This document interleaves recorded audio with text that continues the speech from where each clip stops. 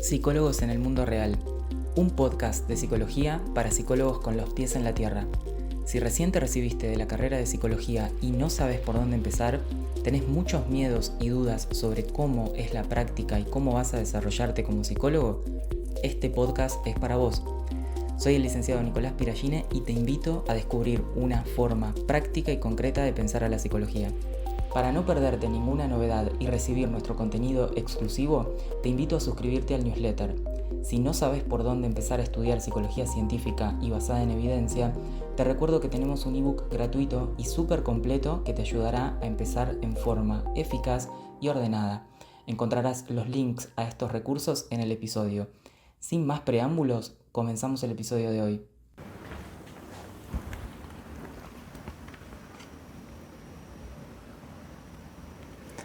Bienvenidos al episodio número 74 de Psicólogos en el Mundo Real. Y hoy vamos a estar hablando de un tema muy importante que es ¿qué pasa cuando sentimos que nuestro enfoque o teoría psicológica que siempre estuvimos desarrollando ya no funciona como esperábamos? Vamos a identificar algunas claves de cuándo puede ser momento para hacer ese cambio, de incorporar una nueva teoría, una nueva corriente. Y vamos a ver qué pasa con nosotros, particularmente cuando nos formamos, porque el enfoque inicial que estudiamos siempre tiene un impacto muy fuerte en nosotros.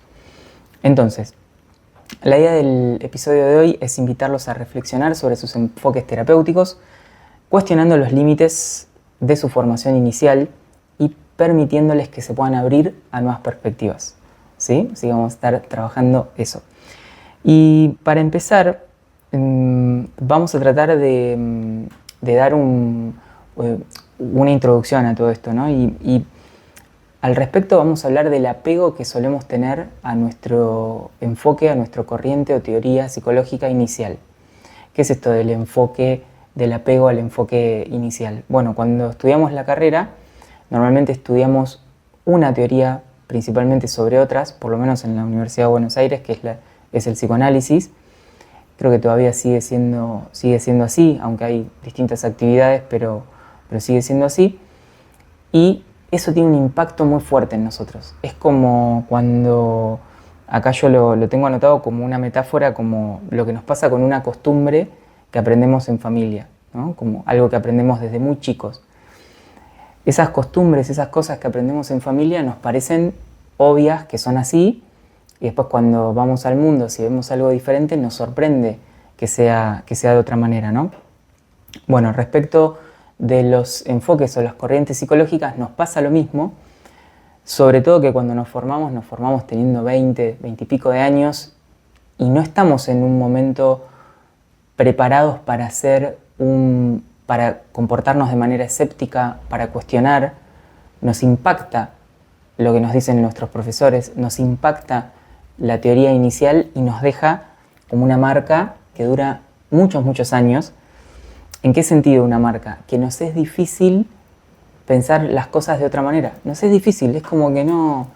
Me acuerdo que creo que fue una alumna o alguien en la cuenta de Instagram me decía, pero no sé cómo hacer para pensar sin la noción del inconsciente. Me parece imposible.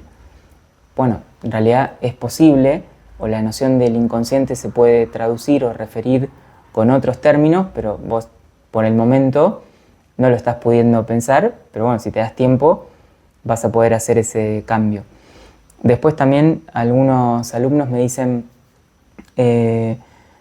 entiendo lo que estamos trabajando, es súper interesante, es diferente a todo lo que había escuchado, pero me cuesta todavía aplicarlo. Me cuesta pensarlo en los casos, me cuesta salir de los diagnósticos, me cuesta salir del inconsciente y de que tengo que hacer una interpretación, me cuesta salir de todo eso. Estoy entendiendo hacia dónde vamos, pero me cuesta. Es como que, claro, te cuesta porque es lo que siempre aprendiste. Es el impacto del enfoque inicial, el impacto que te produjo, que ahora hay que hacer un esfuerzo enorme para tratar de pensar las cosas de otra manera. ¿Se puede? Sí, se puede, y eso tiene muchos beneficios. Ahora vamos a ver los beneficios que tiene, los problemas que tiene insistir con un enfoque que tal vez no me está resultando, y cuándo puedo darme cuenta que es el momento adecuado para hacer ese cambio. Porque muchas veces la gente no hace cambios sobre estas cosas, ¿no? Aprende una cosa, que eso a mí me parece muy loco de ver, pero por ahí es un poco así como eran las carreras antes, ¿no? Vos te enseñaban una cosa, lo que decía el profesor era lo que era, vos después ejercías 20, 30 años así, y bueno, nada, por ahí los cambios eran menos rápidos, ¿no? En ese momento. Entonces ahora tenemos acceso a más información, los cambios evolutivos o como de saltos de conocimiento se van dando más rápido porque rápidamente se contrasta, bueno, hasta hace un momento con internet, con las redes sociales, ahora ya directamente con la inteligencia artificial que se suma, y es imposible que uno no tenga contacto, o sea, se puede confundir con la información, pero rápidamente salta no sé si la realidad de las cosas, pero es como que un conocimiento, si se muestra inválido, no puede persistir tanto tiempo, sino que uno rápidamente lo intenta contrastar con la realidad y si no funciona lo cambia. Por lo menos en mi caso trato de tener esa flexibilidad. Obviamente no es fácil, pero bueno, eso es también lo que me fue llevando a iniciar con un enfoque. El primer cambio de enfoque tal vez fue el más difícil, del psicoanálisis a la TCC, y después de la TCC al análisis de conducta ya no fue tan difícil, y bueno, ahora es como que cada vez voy soltando más los paradigmas, pero bueno, eso irá para otro episodio. Entonces, volvemos a mencionar este tema del apego, del impacto de la corriente inicial, ¿no? Es como papá y mamá que me dijo, che, las cosas son así en psicología. Si lo dijo papá y mamá, debe ser así porque es papá y mamá, pues yo lo aprendí de chiquito. Bueno, con los profesores y con la universidad nos pasa lo mismo. Si nos dijeron que era así, con el inconsciente y con esto, con lo otro, me cuesta muchísimo hacer el cambio. ¿Cuáles son algunas señales que me pueden ayudar a ver cuándo es momento, ¿no? Hace poco tuve la oportunidad de trabajar con una alumna que venía haciendo esa transición, pero lleva años muchas veces. Por eso digo el impacto que tiene el enfoque o la corriente inicial que aprendemos. Y me contactó primero por mail, estuvimos charlando, después se sumó a la formación, pero me dice, mira, vengo hace años dándole vuelta a este tema, no sé cómo arrancar, pero siento que necesito un cambio, siento que no va más por acá por el psicoanálisis, era en el caso de ella. Y tuvo la honestidad intelectual de planteárselo a ella misma primero, porque no es tanto planteármelo a mí o a otro colega de conductista o terapeuta cognitivo-conductual, es planteárselo a uno mismo. Por eso, la señal de que es hora de un cambio, como tengo anotado acá para recordarme este punto, no es tanto lo que le tenés que confirmar a otro de afuera, o no es tanto lo que vas a encontrar en internet o en un libro o en otro profesor que te diga cómo son las cosas, sino que vos mismo te tenés que empezar a dar cuenta que las cosas no están funcionando o no cierran. Si no te das cuenta, bueno, tal vez te estará funcionando el marco de análisis que vos tenés hasta el momento. Pero normalmente una de las señales que es hora de un cambio es que no veo resultados con los pacientes, ¿no? Esto es una de las cosas que me traía mi alumna, que después, obviamente, si vos no tenés intervenciones específicas dirigidas a cambio de conducta, no es que no va a ocurrir ningún cambio, ocurren cambios igual en todas las terapias. Tenemos que hablar de un episodio, tenemos que hacer un episodio específico para eso. Pero lo más normal es que ciertos problemas clínicos que tienden a persistir por evitación, por ejemplo, no se solucionen nunca. Entonces vos ves que intentás, hablás con el paciente, le buscás de un lado o del otro y ves que no hay avances, no hay resultados. Como quieras llamarle, si no te gusta la palabra resultado, avance, progreso terapéutico, mejoría. O sea, ves que realmente te das cuenta que no está siendo útil lo que estás haciendo. Y ahí por eso digo que lo tenés que analizar vos. Y eso es esa primera frustración, la frustración de no poder ayudar a un paciente, de sentir, che, no sé qué estoy haciendo muy bien acá, con esto que hago en mi profesión. Ese es el primer, lo primero que te va a ayudar a decir, necesito otra cosa.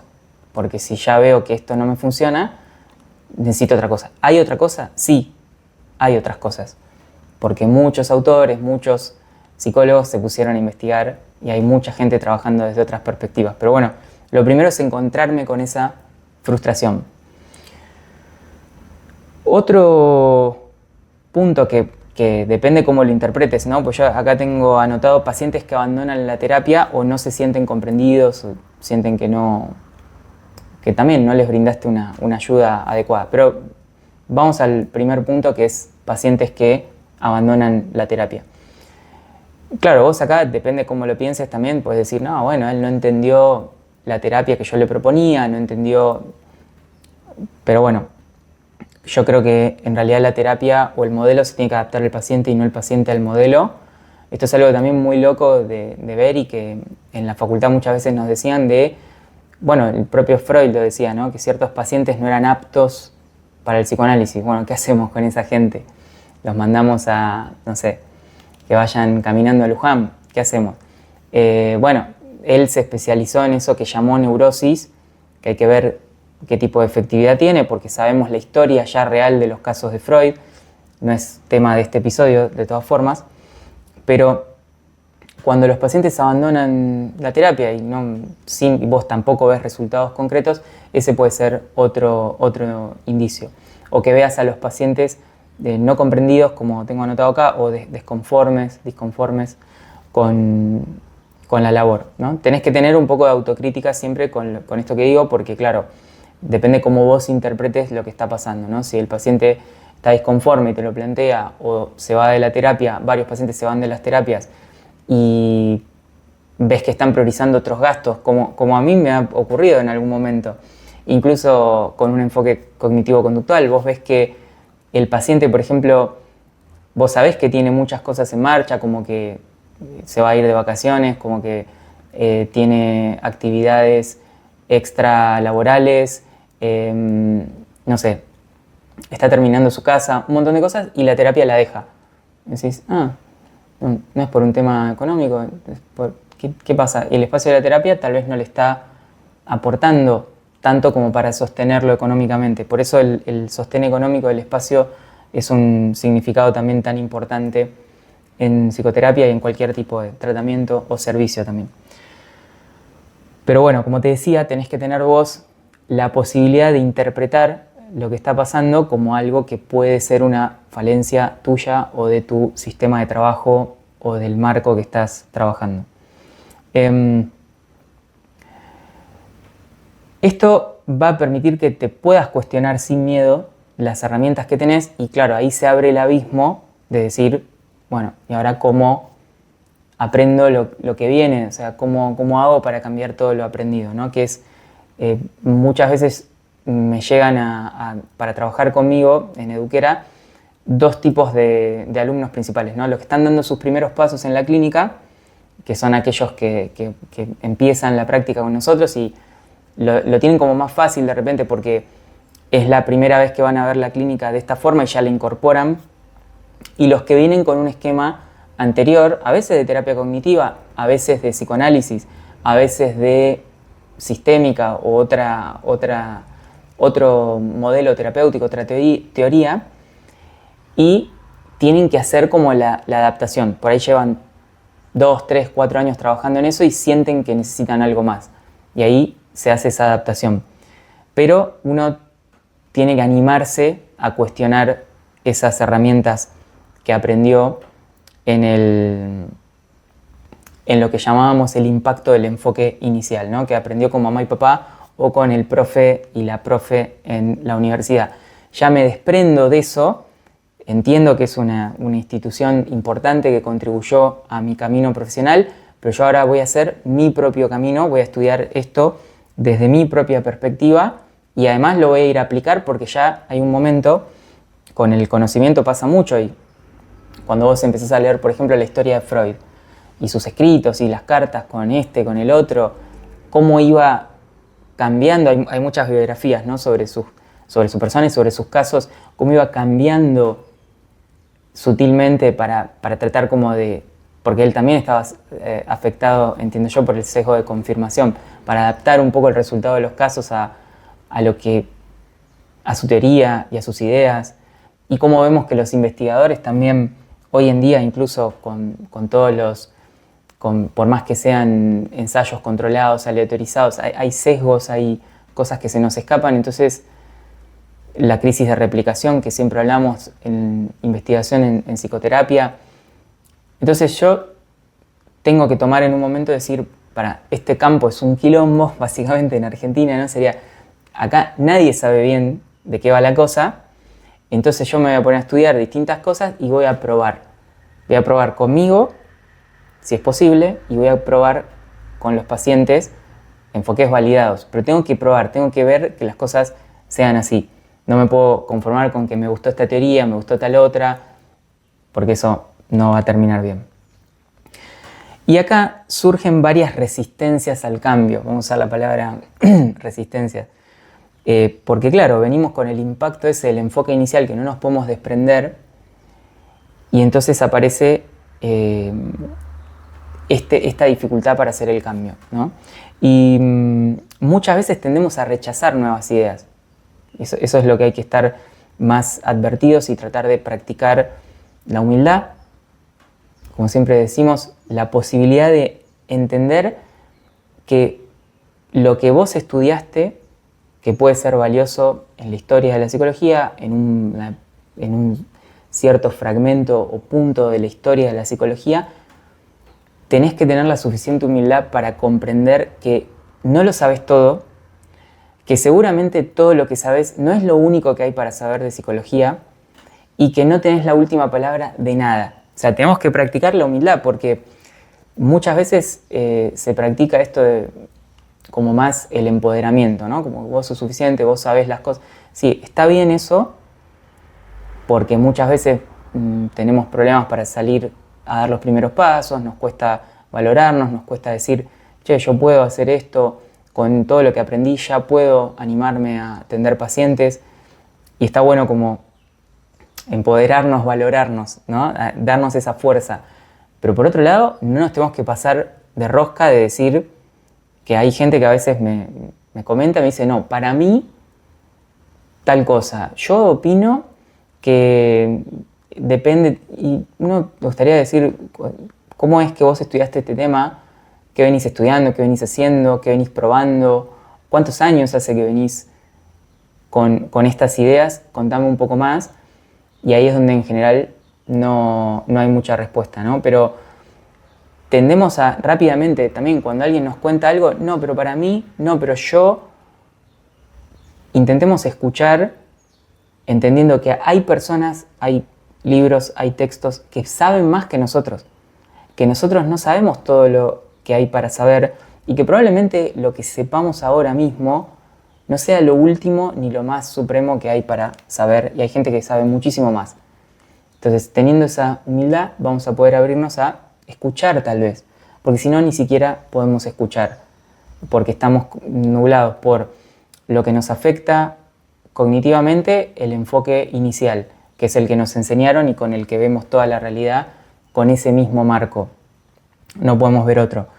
Y después estamos sesgados en lo emocional también, porque cuando me proponen otra cosa ya salto en contra, sin siquiera analizar lo que la otra persona está diciendo, solamente porque me genera un ruido ahí interno y digo, no, pero yo, no, pero un segundo, analizá las cosas, probalas, y tal vez vos tenés una parte de razón, el otro tiene una parte de razón.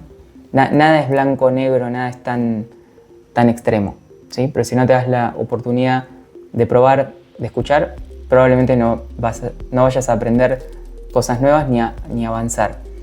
Porque cuando avanzamos es porque le dimos lugar a alguien, un autor, un libro, un profesor, que sentimos que nos puede enseñar algo.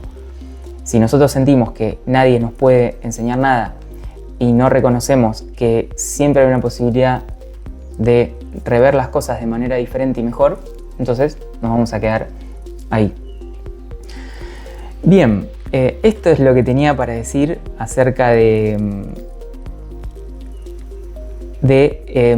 si de tu enfoque actual sentís que el enfoque actual no está funcionando como esperabas, y las claves que tenemos para identificar el momento de hacer un cambio y también, bueno, cómo lidiar con ese cambio, porque suele ser bastante difícil. Así que espero que te haya aportado este episodio.